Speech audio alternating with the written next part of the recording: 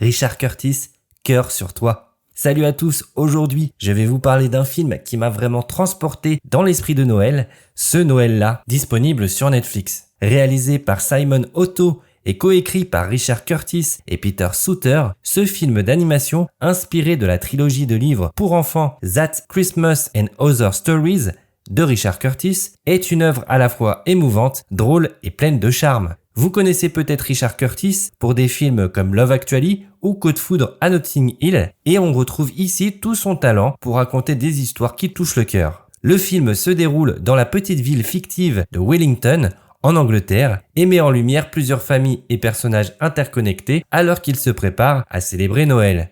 Mais une tempête de neige inattendue vient bouleverser leurs plans. Ce qui m'a d'abord marqué dans ce Noël-là, c'est la construction de son scénario. Contrairement à de nombreux films de Noël qui se contentent de recycler des situations prévisibles ou de surjouer la magie, ce film parvient à trouver un bel équilibre entre tradition et modernité. La narration est divisée en plusieurs intrigues distinctes mais connectées, ce qui donne une richesse et une profondeur au film. Les trois histoires principales sont particulièrement bien ficelées et touchantes. D'abord, il y a Danny, un garçon timide et maladroit. Il doit gérer le divorce de ses parents tout en essayant de séduire sa camarade de classe, Sam. Mais une tempête de neige le force à passer du temps avec son institutrice, Miss Trapper, une femme sévère et solitaire. Contre toute attente, une belle amitié se développe entre eux. Il y a Sam, qui est l'amour secret de Danny. Elle lutte contre les farces incessantes de sa sœur jumelle, Charlie. Cette dernière, prise de remords, craint d'être sur la liste des méchants du Père Noël. Enfin, Bernadette et Evie, deux sœurs dont les parents sont coincés par la tempête. Elles doivent se débrouiller seules avec leurs amis. Les trois intrigues sont entrecoupées de petites scènes mettant en lumière des personnages secondaires haut en couleur, un fermier bourru, un gardien de phare solitaire, et bien sûr le Père Noël et son fidèle reine Dasher.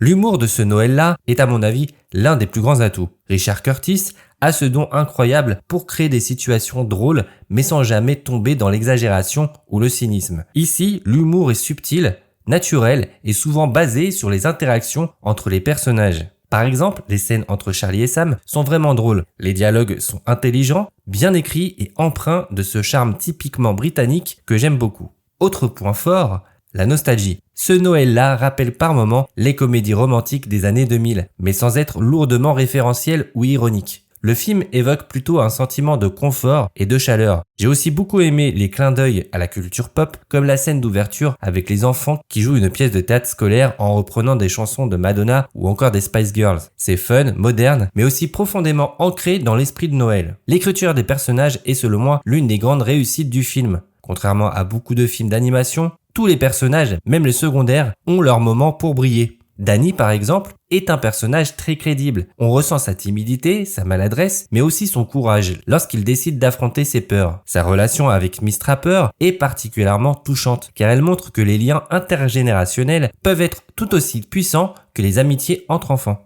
Et donc, même les personnages secondaires, comme le fermier bourru ou le gardien de phare, sont écrits avec soin. Chaque personnage, même s'il n'apparaît que brièvement, a une personnalité distincte qui enrichit l'histoire globale. Visuellement, ce Noël-là est charmant. L'animation, bien que classique, est pleine de détails qui donnent vie à Wellington. La tempête de neige, par exemple, est magnifiquement représentée et les décors de la petite ville anglaise sont remplis de touches qui rendent l'univers crédible et immersif. Ce n'est peut-être pas révolutionnaire sur le plan technique, mais cela fonctionne parfaitement pour raconter cette histoire. En conclusion, ce Noël-là est un film d'animation qui a su capturer tout ce que j'aime à propos de Noël, la chaleur des relations humaines, la magie des fêtes et l'importance de la famille et de l'amitié. Richard Curtis et Simon Otto ont réussi à créer une œuvre qui n'est pas seulement divertissante, mais aussi sincère et touchante. Et vous, qu'avez-vous pensé de ce film ? Dites-le moi en commentaire, n'oubliez pas de liker et de partager cette vidéo, et à bientôt pour une prochaine vidéo.